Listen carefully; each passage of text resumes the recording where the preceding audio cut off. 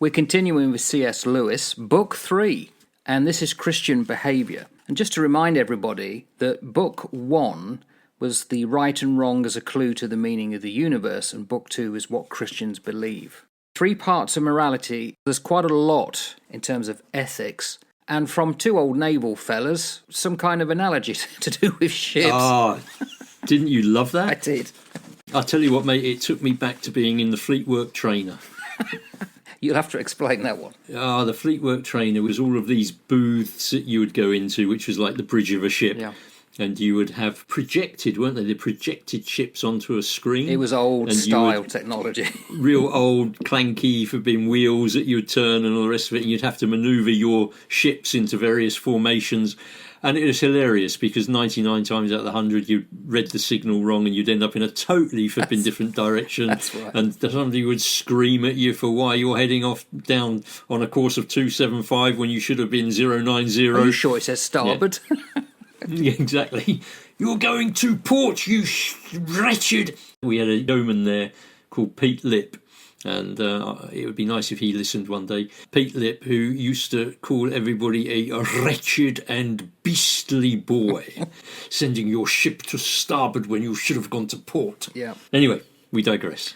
Well, it's still going to go in there. So, as typical with C.S. Lewis, he gets right into it, and I guess if you have not studied what he's studying, you might be slightly at sea. But then the way he explains it makes it very easy to understand. But anyway, we'll go through it. And the first thing he says about morality. What is it? Well, it's something that interferes, something that stops you having a good time. In reality, moral rules are directions for running the human machine. So what do you reckon to that then? Do you think that that's how people see that? Morality interferes, something that stops you from having a good time? If you know what morality is. You can do. Or do you think it is actually directions for running the human machine? Well, we'll see what he says. But it's a good start. I mean, effectively what we're saying is, why do we do things or why do we not like doing certain things or others doing certain things? There has to be something there that we can put a frame against to say, well, that was wrong, shouldn't have done that. That's right. And so this is where we sort of get this shift, isn't it, in this chapter, where Lewis has taken us all the way through the other stuff as you introduced earlier and what Christians believe. Very theoretical, this is what Christians believe. And now he sort of shifts us into this practical sense of movement, into this is what they believe, so therefore how ought they to behave?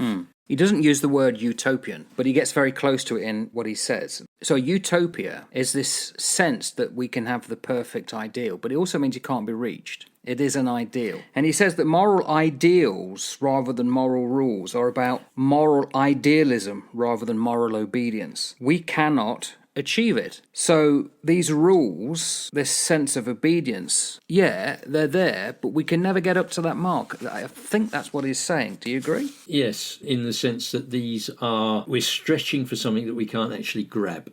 We are reaching for the stars. And sometimes in our idealistic approach to reaching for those stars, we think we've got them, therefore we have attained something. But the reality is we'll never attain it. No. And so sometimes the idealistic response here can leave you in a pretty grim place. And he talks about that. He brings up later the idea of the lemon-sucking prig. Oh, yeah, that's my words. He says prig. Because he says that we cannot succeed in being a perfect car driver. I know I can't. Tennis player or drawing, whatever, straight lines. So the other sense is that, well, we can reach this ideal, but he thinks it's misleading to call moral perfection an ideal. And the reason being is because he said it's not private. He said it is dangerous to describe a man who tries very hard to keep the moral law as a man of high ideals, quote, because this might lead you to think that moral perfection was a private taste of his own, and that the rest of us were not called on to share it. This would be a disastrous mistake. And it would be, would it not? If it's private, because that means then you can decide what is perfection or whatever. If it's internal to ourselves, what is the standard that we can all understand that you're aiming to achieve as a good person? And how would we know whether you've reached it or not? Yeah, well, that's right. This is how Lewis, his moral compass, where he anchors himself. He's anchoring himself, and how does he anchor himself into? What does he anchor himself into? Because he believes in objective truth, doesn't he? He believes in morality is coming from something rather than just being some creation of the modern mind. He thinks that you could actually got to link yourself into something rather than not. It has the risk of running into solipsism, that you're the only arbiter to decide what is right and wrong. And that can't be correct, because we can never know. It always ends with problems when you start to view things that way.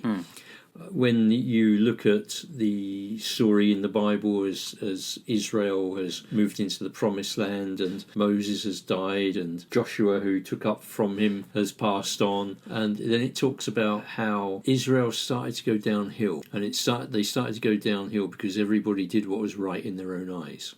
This is where we end up if we don't anchor ourselves into something bigger than ourselves, and just anchoring ourselves in an ideal, I don't think it'll cut the mustard. Especially if you don't take the effort to study it. Yeah. Or even formulate in your own mind what is right and wrong, or this benchmark of morality. I mean, he talks about it would be even more dangerous to think of oneself as a person of high ideals, because one is trying to tell no lies at all, or never to commit adultery, because it might lead you to become a prig and to think you were rather a special person who deserved to be congratulated on his idealism. Again, thinking back on my own experience, my own life, so many people I've come across, not always a faith background, but quite a lot, who believe that they are leading what they consider to be Christian morality, not doing it, and they just got this sense of haughtiness, this priggishness that I'm better than you, very much looking down on the person. And I see this not within Christians, I see it within Christians, I see it within non-Christians, but I see this type of zeitgeist within the progressives of the left. I really do. Where they have achieved something, they are striving for this, think that they are so much better than you because you haven't embraced this spirit that they embrace. Some of the most unkind, unfriendly, uninclusive people are the ones who shout all the time about loving everyone and being inclusive. Yes. Unless you don't agree with me, Yeah. and then I'm not going to love you or be inclusive with you. And you think, well, you can't have it that way. No. It doesn't work that way. And it flies in the face of Christian teaching, which is love your enemies, pray for those who persecute you. But that idealism I see wrapped up very much in politics, identity politics, in the progressive movements around the West. Yeah, and C.S. Lewis is correct when he said the problem is you're going to make mistakes. Yeah. Every moral failure is going to cause you trouble, to others and certainly to yourself. And again, this is something that I've seen and struck within our leadership within governments and all the rest of it. We are so quick to condemn people for a moral failing, not a criminal failing. I'm not talking about an American president who's gone through a courts or anything like that.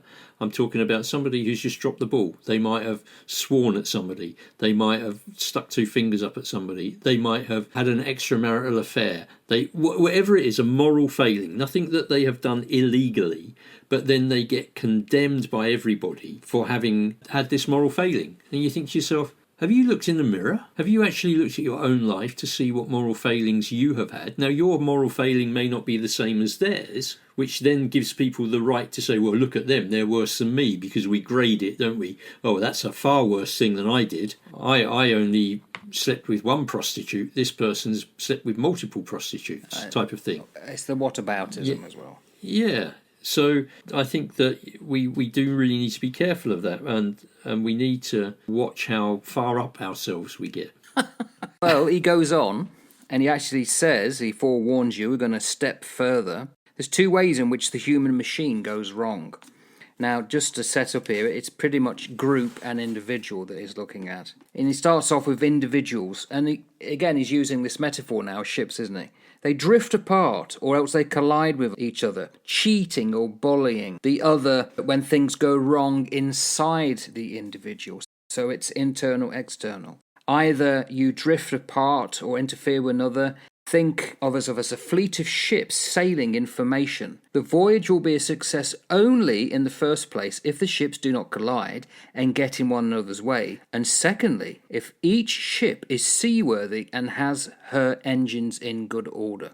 So in other words, if we are like ships in society, and we clash up against each other and someone reverses into another's car and they get out and they're having an argument and they start doing things that potentially is not ethical, that's one thing.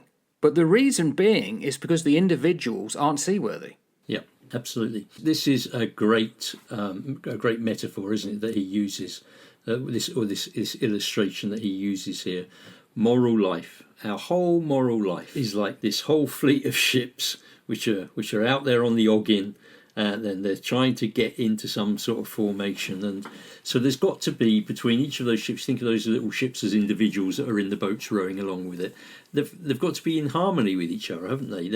They mustn't collide with each other. They've got to be able to get out of each other's way. And you say the people that are within those ships have got to properly function.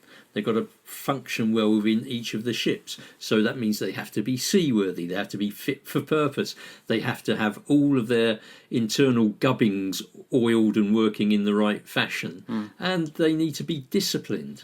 And you sort of contrast that with morality, don't you? Yeah. There's a third point, and I don't know if we get to it in here. I can't actually remember. But it's they've got to know where they're going. Yes. They've got to know the compass bearing. They've got to have a common destination or a purpose. That's why the imagery he's giving is so powerful, because Yeah. it's not saying, don't blame another ship. Do you know where you're going? And have you put to sea? In other words, are you steaming through life prepared or ill-prepared? Have you got any kind of flipping good, clear idea? This talks straight into like your social ethics of fair play, of harmony between individuals.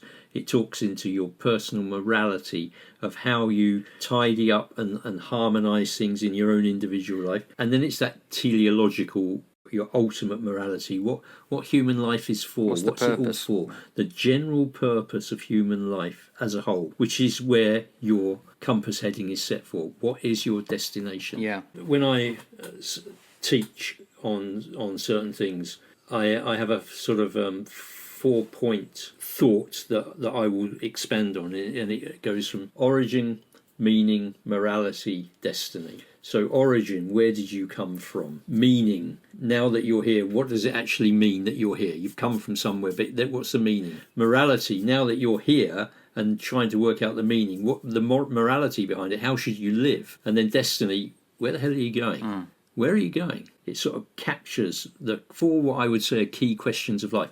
And Lewis does this in his 3s. I like the analogy you've just given, because you're using telos, purpose, but you're also doing the eschaton. What's the end point going to be in all of this? It's often overlooked in morals.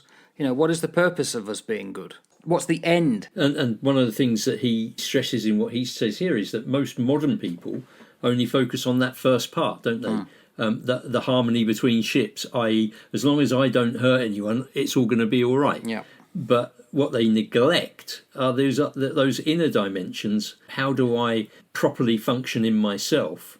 How do I deal with my own personal morality? And then how do I actually get to my destination, my ultimate dimension that I'm heading towards? And that's often forgotten in modern thinking. It is, because he said here, however well the fleet sailed, its voyage would be a failure if it were meant to reach New York and actually arrived at Calcutta. There's no point to having morality or a sense of it throughout life if you don't know where it's going for. What's the purpose and what's the direction you're aiming to go? If that inner compass that you've got is crap, if it's broken, if it's corrupt, and if humanity has got no agreed destination, then this is what's reflected within society. And so therefore people make up society. And if the people who make up society have got a corrupt, broken compass that is guiding their personal morality, and they have got no idea, no clue what their ultimate destination is, then society made up of all those people will also go off course. Yes. I think that we're actually seeing this in societies, particularly in the West, who have tried to sever themselves from the the anchor points of morality that their societies, their particular shaped societies, have been built on. And I think this is very powerful. One of the most powerful things I could say about this whole particular part of C.S. Lewis's book. Because he's talking about, think of humanity as a band playing a tune. Now, to get a good result, you need two things. Each player's individual instrument must be in tune. In other words, ourselves must be tuned well. And also, each must come in at the right moment so as to combine with all the others. So you're working as a community, not individually, but it's not passive. You have to make the effort to be in accordance with everyone else around you. C.S. Lewis doesn't necessarily, at this point, go into what that means, but it mirrors a thing about that's ancient, that the problem that we face as a community now is that people don't have any moral compass because they have nothing in which to use as a compass in the direction that they're going. They're not got necessarily a faith background or a belief in God or a higher purpose, and that's the problem. Well, you're right, because it's all about interconnectedness, and morality isn't just about these external behaviours that we do. Morality is a condition of your soul, and links to that very personal ethic that you may have. And then it's not just linked to your soul, it's then linked to your purpose of existence. And so each of those things must connect to the other. It's a whole moral interconnectedness. And if you're not attuned at the very beginning, you're never going to hit those other markers. No. It's never going to run together. And I think that's one of the things that Lewis critiques, isn't he, about modern morality. It's that modern people, they will concentrate on all of these wonderful things that in and of themselves are great.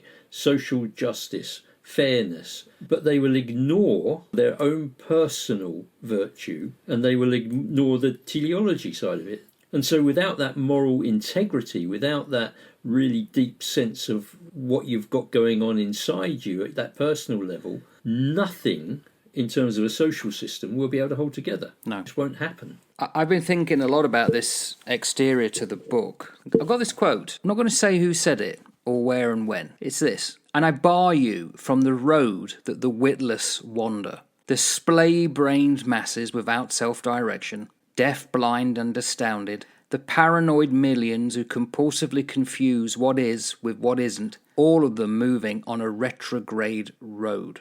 Any ideas when that may have been penned? I would imagine that it was probably penned a couple of 100 years ago. 2500, it's Parmenides. Oh my goodness. Nothing has changed. Nothing has changed. And this is a guy, and we don't have much of his writings, but that is a fragment that tells you where we go wrong. People are splay-brained. They haven't got any focus and they don't want to know. That's what I think he's talking about, that if you're not in tune, if you don't know the course you're sailing, what's the point? Yeah, you've got to have a life which is orientated somehow for an ultimate end. It's got to be oriented that way. It's got to be.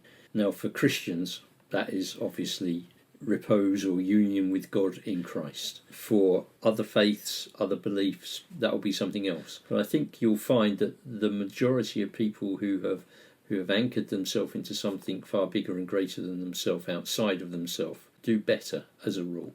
I don't know, maybe... No, maybe I think you're right. And that's one of the reasons why humankind has kept with faith forever. And I think it always will. It should. Lewis believes that there is an objective moral order, right?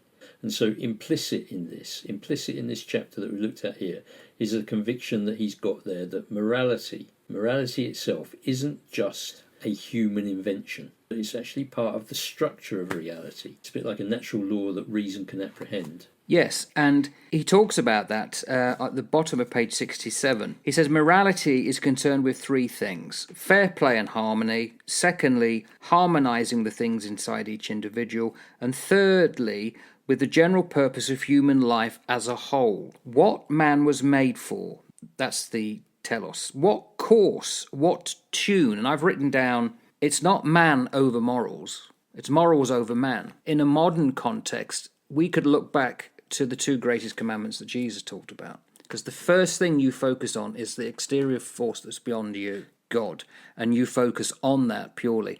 Then you think on your neighbours, and then you think on yourself. Man, ourself, is last in that equation. And that's Yeah. why it's a challenge, because most people don't go beyond themselves.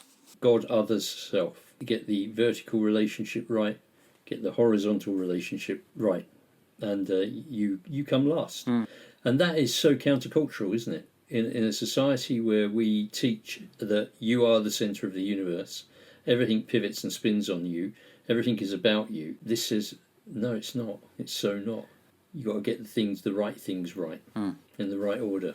And he gives a criticism of that. He says modern people are always thinking about the fair play and harmony. Usually it means striving for kindness and fair play between nations and classes and individuals. But that he criticises because what it doesn't consider, it doesn't matter what the inside of the ship is like, so long as it doesn't run into somebody else. That's right. So there's no spur inwardly to a high standard of ethics and morals.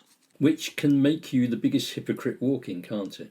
Quite common, don't you think, at the moment? It really is, isn't it? You know, the people who spout all of this from the front because they are projecting something that they're really not. And I think that change has got to come from within. And you can bump your gums and you can say all of these things and you can act in certain ways, but if you're corrupt inside, it doesn't matter what outward stuff that you're doing. It just doesn't matter. And again, it gives you reasons why. You can tell if somebody's not got their own house inside in order. How? Well, we'll see war and poverty and graft and lies and shoddy work. Almost all people at all times have agreed, in theory, that human beings ought to be honest and kind and helpful to one another. But if the morality stops there on the outside, we might just as well not have thought about it at all. The second thing that is important is to tidy up ourselves as human beings. We do. We have to. It is absolutely imperative that we look inward before we look outward. And this is just a personal thing. It doesn't mean it's correct. But if I think this is a very powerful argument, I'll give it 1, 2. Very rarely do I give 3 ticks. But I've got down here 5 in a row. So I obviously read it and thought, yeah, I agree with that. He says, what is the good of telling the ships how to steer so as to avoid collisions? If, in fact, they are such crazy old tubs, I'm not looking at you, Steve, at all, that they cannot be steered at all. You know, this is something that has got me recent as an aside. Why has our generation become so angry? It's like, what are they missing? There's a lot of angry people around. I've spent the last week dealing with angry people who are constantly moaning, complaining, whinging, whining, and just up for a fight. All they want to do is fight you. And it's like, oh, give me a break, please, just give me a break. Why are you so angry? What is it that's doing this to you? Why are you like this? What's happened to you? And then, of course, I put my old hat on and I start to analyse them and start to go, this is quite interesting from a psychological perspective. So what I'm going to do now is I'm going to look and see what the factors are that govern you and drive you, and I'm going to see what little boxes I can tick to build a better picture of you and understand you. You talked about that in a recent sermon, didn't you? I did. Indeed, I did. You showed them the image that you prepared for it, the whinge bus. That's it. I did. Yes. Was it numbers I've 20? listened to I that can't one, remember yeah. now. I think it was numbers... Yeah, numbers 20 complaint bus. That's right. The numbers 20 complaint bus, next stop Wingeville. Again, he says this. He said, what is the good of drawing up on paper rules for social behaviour if we know that, in fact, our greed, cowardice, ill temper, self-conceit are going to prevent us from keeping them? And from a Christian perspective, and bear in mind this book is called Mere Christianity, so this is what we're actually moving into, and he's been moving us along over these last 2 books and into this 3rd book.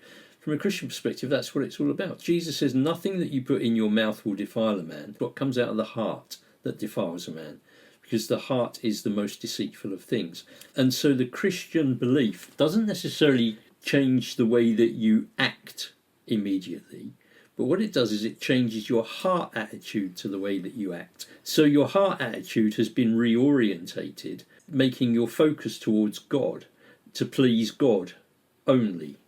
But your soulish area of your life, your mind, your will, your emotions, still wants to run off and do all of the forbidden bad stuff that you've done. But you've had a change of heart, which is constantly trying to turn it back and to infect your soulish area for good. So your soulish area changes degree by degree. But like the ships, you may have a metanoia, a repentance. I was which means hoping you now was going to moving say that word. Yeah, you may have that metanoia that moves you into a different direction, but you move into the different direction like the ship degree by degree. Now, there are some things that you flip totally and the direction changes immediately, but there are other things that take more time to come round to bring you onto the right bearing that you now need to be travelling on. But your heart attitude, your compass heading, is now set and the ship is moving itself towards it. And we know this from being sailors, that you shout out a course and you don't instantly appear on that course. No.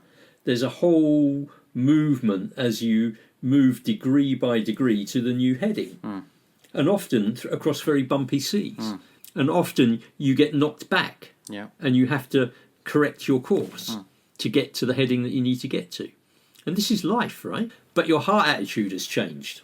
It is life, and that's why the ships at sea is such a powerful metaphor, because what's not considered is the state of the sea, and that's fate and accidents and other people, not just in the ships. He says you cannot make men good by law. You'll know about that, Steve. No, you can't. And without good men... Change of heart only. Yeah, and without good men, you cannot have a good society. That is why we must go on to think of the second thing, the morality inside the individual, which you've just said. Towards the end, he said, let's go back to the man who says that a thing cannot be wrong unless it hurts some other human being. He quite understands that he must not damage the other ships in the convoy, but he honestly thinks that what he does to his own ship is simply his own business. But does it not make a great difference whether his ship is his own property or not? Does it not make a great difference whether I am, so to speak, the landlord of my own mind and body, or only a tenant responsible to the real landlord? How powerful is that? Well, it's very powerful if you think, if you have a belief, or if you have a sense that actually this property isn't mine anyway, and so therefore I should treat it with a degree of respect. But if you think it is yours and that you are the centre of the universe, then I guess it's, well, no, it's mine anyway. I'll do what I flipping want with it, and you can't tell me otherwise. But the reality is, and I think we all know this somewhere within us, this isn't ours. No. We are stewards of what we are given for a period of time. Some people have a long time. Some people have a lesser time. Some people have more to steward than others. But whatever we have been given to steward, one day we will be asked to account for our stewardship. And so that means that we should behave differently. We should look at the way that we conduct ourselves. And again, this comes back to the heart. And I can testify to this from personal experience. Just making a law does not make a man good. You know, you can make a good law and it still won't make a man good. Yeah. It's when the law infects you and becomes part of you and really resonates with you and changes your heart attitude towards things. That's when the law becomes really effective, because now you have a desire to follow that law. It's only when your heart changes that these things come into line. Only. I had head knowledge, as you know. 40 years ago we were talking about the Bible, 40 years ago. But I had head knowledge. My heart knowledge was really limited because I wanted to do what I wanted to do in my ship. It was my business. I wanted to control it, act on it, damage it, however I wanted to whatever I wanted to do with it. It was mine. Or use it for my purposes, carry out my duties. I'm the boss. And it takes a long time of walking to realise actually, no, you're not. And that becomes very powerful. And as I read that, I thought, yep, that's spot on. It is massive. If somebody else made me for his purposes, then I've got a lot of duties which I should not have if I simply belong to myself. I was watching The Chosen the other night, because we've been putting it on at the church sort of every couple of weeks. It was a scene and it just sort of caught me. So Jonathan Rumi, who's playing Jesus, is talking to somebody. Somebody's having a go at him and says, look, I don't believe in you, moaning at Jesus because his daughter's gone off to join him and follow him. And Jesus looks at him and says, I ask very little from those who don't believe in me, but from those who do believe in me, I ask for everything. I ask for a lot. And I thought to myself, yeah, that's right. We don't belong to ourselves. When you step into a relationship with Jesus, he doesn't ask anything from somebody who's not in a relationship with him. But when you step into a relationship with him, you give him everything. So there's an intriguing end point to this part. And I'll be interested to know what you think about it. So bear in mind, he wrote this during the war, and these are notes put together afterwards. The war had been occasioned by the actions of Das Dritte Reich, the Third Reich, which was supposed to have lasted for 1,000 years. Remember that 1,000 years, because he says, if individuals live only 70 years, then a state or a nation or a civilization, which may last for 1,000 years, is more important than an individual. But if Christianity is true, then the individual is not only more important, but incomparably more important, for he, and Shirech, is everlasting, and the life of a state or a civilization, compared with his, is only a moment. Why then do so many Christians support an autocratic state? I don't know. It's bizarre, isn't it? Because what he's saying is that we are more important than any state. He says if we are to think about morality, it's relations between man and man, things inside each man, and the relation between man and the power that made him. I think that a lot of the time we get locked down in our thinking. We become very literalistic in our thinking. We become very reduced, very reductive in our thinking when it comes to matters of faith. It's almost like we are Christian here, and then we stop being Christian here and we move over there, and we've now left this thing here, which is the world and all the other stuff that's going on with it, and we've now stepped into this thing over here. And I'm more and more convinced it's not like that. Spirituality infuses and permeates our whole world to such a degree that if only we could open our eyes, we would be staggered by what is really going on around us, and that we are closed in. I don't know if I shared this with you the other week. I can't remember. I was talking to somebody about it, but when my mother was asked me to ring her and she wasn't very well, and I stood in a bedroom and I was looking out at the bedroom, I was just having horrible thoughts going forward, and I was looking out across the bush and the mountains and the green and all the rest of it, and my thoughts obviously moved from, well, what happens if something terrible happens, and etc., etc. And I became very aware that our living is like me being in that room of that house. I'm very boxed in. Yeah. And I've made the inside of that room as pleasant and as lovely and as great as possible. But there's a window, and beyond that window is a vastness that is riddled with life and vibrancy. And I'm in my room by comparison is nothing by comparison to what that is. And when somebody moves from here, they have just moved beyond that glass. But they have stepped out of the terrible tiny constraints that we live in, which I've tried to make beautiful and that I can get great value out of while I'm here, but I'm losing sight of the fact that there is beyond that window, beyond that piece of glass, there is something that is going to just ripple across all of my senses in a way that I couldn't even imagine.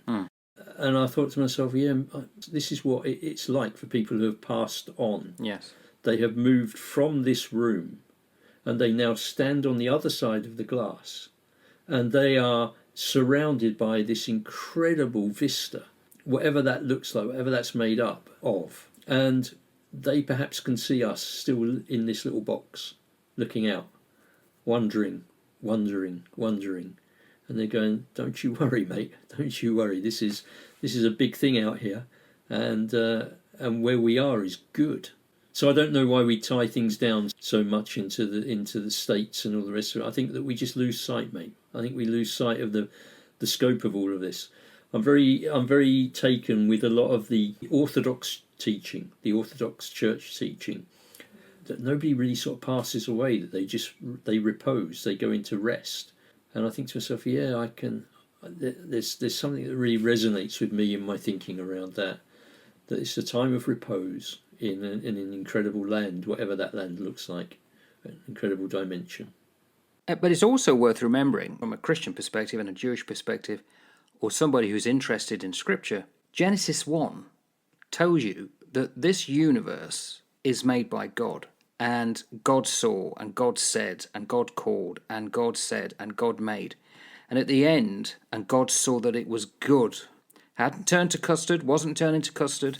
Now, I'd have thought that a modern faith believer would say the world is good. So why do we want it to end? Why do we think that we're all going to basically need to get off this planet or whatever? And again, I think that is a complete misunderstanding of teaching of Christianity around this destination called heaven. You know, the Platonic view of the disembodied soul floating off to heaven, popularised by Plutarch, that sort of mid-Platonic teaching, rather than what I believe Christianity actually teaches, which is that one day Jesus will step back into time on a real physical planet Earth and will restore all things to the incredible beauty that it should have, which is currently veiled. And that there will be a restoration of this planet.